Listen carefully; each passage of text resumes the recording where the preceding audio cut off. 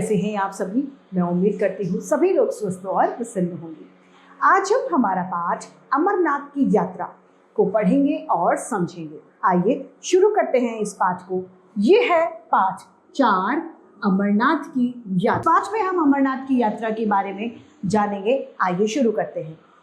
पिछले साल मैं जिस हादसा यानी घटना से होकर आज भी मन को सिहरन पैदा कर देता है, यानी मन में आज भी डर सा पैदा हो जाता है। वह क्षण मौत से सीधे साक्षात्कार यानी सीधे मौत से मिलने का क्षण था।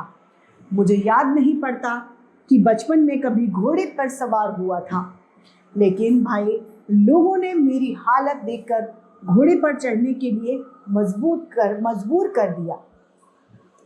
करीब 12,500 फीट की ऊंचाई थी। सामने बर्फ से ढकी हुई शेषनाग झील में अपना मुंह झांकती ब्रह्मा, विष्णु, महेश जैसी 3 पर्वत चोटियां थी। वहां पर पहले ही बता दिया गया था कि जैसे जैसे आप ऊपर जाएंगे ऑक्सीजन की कमी होने लगेगी और सांस लेने में तकलीफ यानी दिक्कत हो जाएगी। लेकिन जब मन में उत्साह यानी मन में जोश होता है तो न तो ऑक्सीजन की भावी कमी का एहसास यानी अनुभव सताता है और न डर लगता है। लेकिन जब शरीर की मशीन जवाब देने लगती है तो फिर परमात्मा याद आता है। मेरे साथ भी कुछ ऐसा ही हुआ था। महागुनस की चोटी और टट्टू की वह खतरनाक दौड़, टट्टू यानी पिट्ठू जिसे कहते हैं। शेषनाग झील की कुछ तस्वीर पहले देख चुका था। नीली झील का पानी कुछ ऐसा था कि उसमें से निकलने वाली नील गंगा भी खूबसूरत हो उठती है। लेकिन जब उससे आगे चले तो महागुनस की चोटी पर पहुंचने के लिए घोड़े पर चढ़ा दिया गया। क्योंकि ऑक्सीजन की कमी से जूते का फीता बांधने के लिए झुकना भी ऐसा लगता था कि जैसे मन बोझ उठा रहा हो, यानी दिल आपके भारी वजन को उठा रहा हो। ऐसी हालत में दोस्तों ने सलाह दी, नंदन जी आप खतरा मत मोल लीजिए, स्वास्थ्य पहली चीज है, आप टट्टू पर सवार हो लीजिए। 14,500 फीट की ऊंचाई पर प्रसिद्ध महागुनस की चोटी पार करने के बाद उतार पर चल रहा था, यानी ढलान पर चढ़ रहे थे कि जनाब टट्टू जी रह कर बिदकने लगे। मैंने घोड़े वाले खान को कहा, खान तुम्हारा घोड़ा गड़बड़ करता है, मुझे डर लग रहा है। लेकिन खान के कान पर जू न रही, यानी खान को कोई फर्क ही नहीं पड़ा। फिर टट्टू ने एक जोर से हिनहिनाहट लगाई और लगा दुलत्ती झाड़कर भागने। फिर एक बार वो घोड़ा हिनहिनाया और फिर भागने लग जाता है। सारे यात्रियों में खलबली मच गई। मेरे सामने मौत का काला सन्नाटा आ गया। काला अंधेरा, काली शांति छा गई। जिंदगी अपने बचाव के लिए किस कदर चिपकी है कि घोड़ा मेरी जान लेने को उतारू था। मैं उसी से बुरी तरह चिपका रहा। क्षणों की बात थी कि मेरा सफाया, लेकिन पता नहीं कैसे हुआ मैं जमीन पर सही सलामत और खान करा रहा था। उसे घोड़े की दुलत्ती लगी थी, यानी घोड़े ने लात मार दी थी। दुलत्ती लगती है तो शायद समा कुछ दूसरा ही होता। मैं उतरकर 1 मिनट खड़ा नहीं रह पाता, इसीलिए कि परमात्मा को धन्यवाद दे रहा था या इसीलिए कि बाबा अमरनाथ की अनुनय विनय कर रहा था। बहरहाल मेरी अमरनाथ यात्रा सफल होते होते बच गई। सफल इसलिए कि श्रद्धावान लोग कहते हैं कि तीर्थ करते यदि प्राण चले जाए तो आदमी सीधे बैकुंठ यानी मोक्ष को प्राप्त हो जाता है। मेरे बैकुंठ का टिकट कैंसिल हो चुका था और लोग मुझे छू छू कर देख रहे थे। जाकोरा के साइया मार सके न कोई का जाप करके लोग गुजर गए। बहरहाल इस हादसे ने मेरी तथाकथित साहसिक यात्रा, अमरनाथ की तीर्थ भावतः फर्क की कसौटी पर श्रद्धा को भी कसकर देखने वाला कैमरेबाज यात्री ईश्वरीय शक्ति पर आस्था यानी विश्वास रखकर पैदल आगे बढ़ने लगा। लेकिन आइए इस व्यक्तिगत हादसे के संदर्भ में आपको शुरू से ही अपने साथ ले चलूं। हुआ यूं कि एक दिन एक फोन आया, नंदन जी कश्मीर चलिएगा।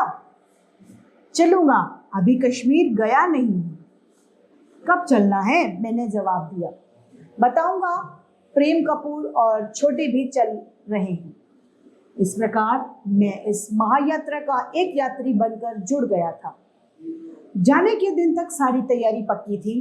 दिल्ली स्टेशन पर जम्मू तवी तक रेल में और फिर बस से पहलगांव, जम्मू तक और भी कई बार जा चुके थे। इस बार की यात्रा कुछ दूसरा ही आनंद था। सुबह की बस के टिकट बुक करा लिए गए। रात काटने के लिए बस अड्डे के सामने टूरिस्ट हाउस के 2 कमरे लिए गए। रात आराम से कटी और सुबह तड़के उठकर सामान लेकर बस अड्डे पर जा लगे। सामान लदा और ड्राइवर साहब पूरे जम्मू शहर का चक्कर लगाते हुए हमें पहलगांव की ओर लेकर चल दिए। जम्मू के आगे छोटे बड़े टीले पहाड़ियों में बदलने लगे, पहाड़ों की शक्ल में ढल गए। चक्कर खाती हुई बस पत्नी टॉप में आकर रुकी तो हवा का ठंडा झोंका कश्मीर की जलवायु की बानगी देने लगा। बानगी यानी उदाहरण या फिर एग्जाम्पल देने लगा। पत्नी टॉप पर जम्मू कश्मीर सरकार ने पर्यटक निवास बना रखे, यानी जो घूमने आते हैं उनके रुकने की व्यवस्था कर रखी है। हरे भरे पाइप से सीधे तने खड़े हुए वृक्षों के बीच लाल छतों वाले मकानों की शोभा देखने लायक थी, यानी बहुत सुंदर लगते थे वो घर। मगर बस वाला इस निगाह से बस चलाता तो पहलगांव पहुंचना नामुमकिन था। बस वाला अपने ध्यान से ही बस चला रहा। इसके बाद की यात्रा दरियाए चिनाब के इलाके की यात्रा है, जो कई पहाड़ों से घिरा है। फुसफुसे पहाड़ों की धसाने दिख रही थी। थोड़ी सी बरसातें पड़ी नहीं कि पहाड़ ऊपर से धसकते और रास्ता जाम। कपूर ने बताया कि एक बार रामवन के इसी इलाके में फंस चुके हैं। अपने राम बस की खिड़की से चिनाब के भयंकर गंदे पानी का उफान मारता देखकर मैं दंग रह गए थे। यह हाल तो बिन बरसात था। बरसात में तो कहर बरपता है, यानी बहुत ज़्यादा खतरनाक कहर स्थिति हो जाती है। मज़ा यह है कि पूरी कश्मीर घाटी को जम्मू से जोड़ने वाला यह एक ज़मीनी रास्ता है। हवा में आप भले ही चले जाएं और इसके अलावा कोई जरिया नहीं है, इसके अलावा कोई दूसरा रास्ता नहीं है।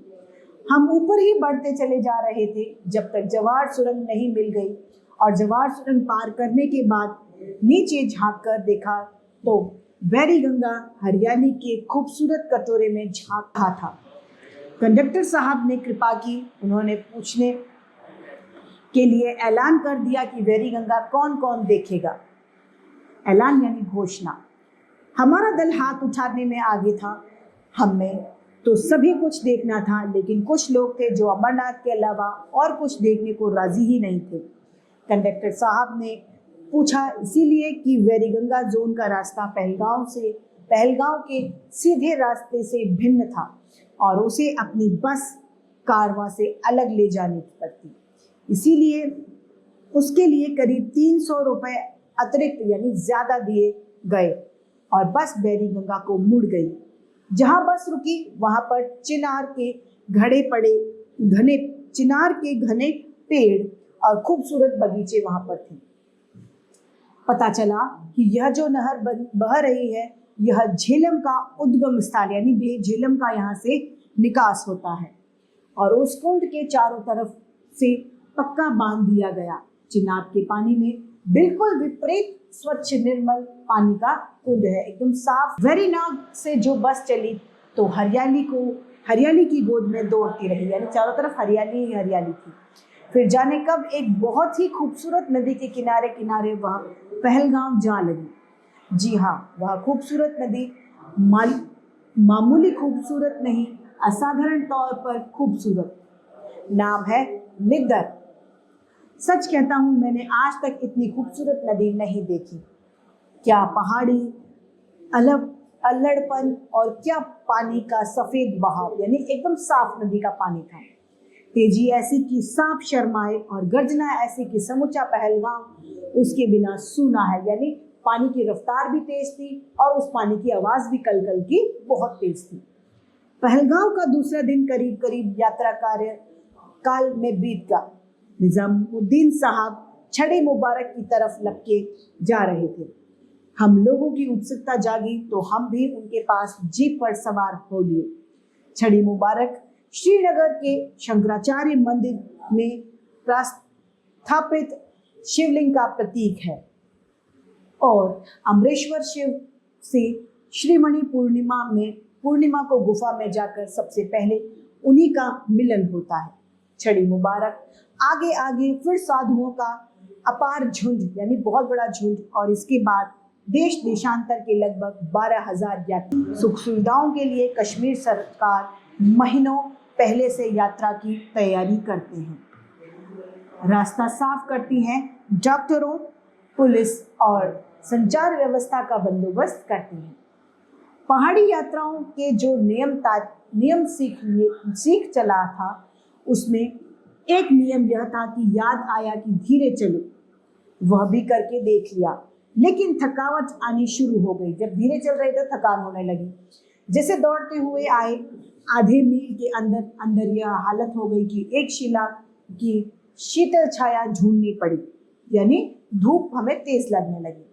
आगे पीछे देखा तो थोड़ी दूर पर केवल छोटे अपना झंडा टकराते हुए चले आ रहे थे। हमें सुत सा देखकर उनकी भी जान में जान आई। कपूर कहीं बहुत पीछे, संतोष कहीं बहुत आगे।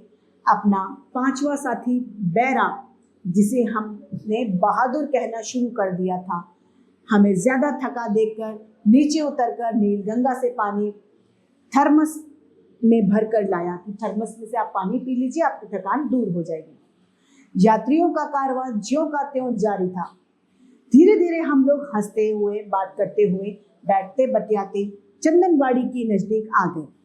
हमें पहले पड़ाव चंदनवाड़ी में ही रात बितानी पड़ी थी, यानी रात को वो लोग वहीं रुके। रास्ते में देखा कि एक ऐसा भी यात्री था जिसकी टांग ही नहीं, बैसाखियों के सहारे वो इससे ज्यादा तेजी से चल रहा था। इससे हमारी दो सही सलामत टांगों का स्वाभिमान जागा और रफ्तार तेज हो गई। अब उन्हें एहसास होने लगा कि जिस व्यक्ति की टांग ही नहीं है वो भी हमसे तेज चल रहा है, तो अपने आप में ये चीज फील होने लगी कि हम भी तेज चल सकते हैं और इन्होंने भी अपनी स्पीड अप तेज कर दी।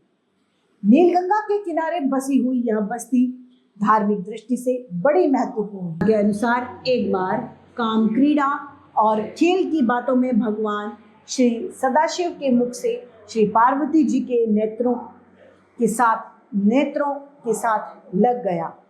नतीजा यह हुआ कि उनका मुख अंजन के कारण काला हो गया। भगवान सदाशिव ने अपने मुख को काला देखा तो उसे श्री गंगा में धोया, नीलगंगा में धोया, जिससे गंगा जी का रंग काला पड़ गया। इस जल के स्पर्श से महापापों का नाश हो जाता है। इस कारण जो ये नीलगंगा का जो रंग है ये बदल गया था। नीलगंगा के नीले होने का यह धार्मिक रहस्य जानकर हिसाब लगाया गया कि पहलगांव में लिद्दर की खूबसूरती का रहस्य नीलगंगा की यही नीलिमा है। कुछ आस्थावान यात्री इस पानी की बर्फीली धार में शाम को धुंधकते लगते में गोते लगाते दिखे, यानी लोग इसमें नहा भी रहे थे। अपने टेंट के नंबर का पता लगाकर हम उसमें बिस्तर जमाया गया। थकावट के मारे बुरा हाल था। अपना पहलगांव वाला परिचित बेचारा हम में से किसी को पानी दे रहा था, किसी के लिए चाय ला रहा था। यात्रा के साथ चल रहे मोबाइल भोजनालय से खाना लाकर खाया गया और सारे बंदों को बिस्तर पर लेटने की देरी थी कि नींद ने दबोच लिया, क्योंकि थकान इतनी ज्यादा थी। जब ज़रा थक जाते हैं तो हमें क्या होता है, जल्दी नींद आ जाती है। तड़के सुबह जल्दी आँख खुली तो टेंट के पीछे की रस्सियाँ खुली हुई थी और छोटे की ऊनी सदरी चश्मा, जिसके बिना उसकी समूची दृष्टि यात्रा भर धुंधली रही, और बहादुर की बरसाती जैकेट गायब थी। लाउड स्पीकर पर ऐलान हो रहा था, यात्री मेहरबान से खास यानी विनती है कि वे जल्दी से जल्दी चलने की तैयारी करें। आगे चढ़ाई बड़ी कठिन है। इस पाठ के रचयिता हैं कन्हैया लाल नंदन। इसी के साथ ये पाठ अमरनाथ की यात्रा समाप्त होता है और उम्मीद करती हूँ सभी को समझ में आया होगा। आज के लिए इतना ही, फिर मिलते हैं। धन्यवाद।